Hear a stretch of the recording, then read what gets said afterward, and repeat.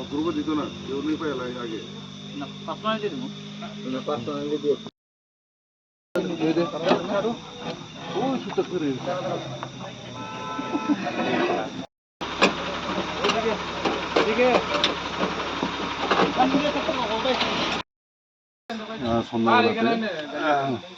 উপনগর নাকা পয়েন্টে আমাদের আমবাসা থানা পুলিশ, ট্রাফিক এবং সিআরপিএফ দ্রুতভাবে একটি গাড়িতে আটক করে, যার নাম্বার TR010458 বোলেরো এবং গাড়িতে আরেকটা নাম্বার ছিল, সেই নাম্বারটা হচ্ছে A01VZ8753।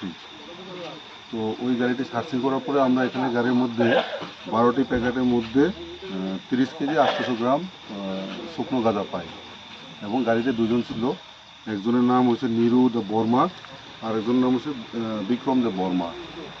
তো তারপরে গাড়ির গাঁজার বাজার মূল্য আনুমানিক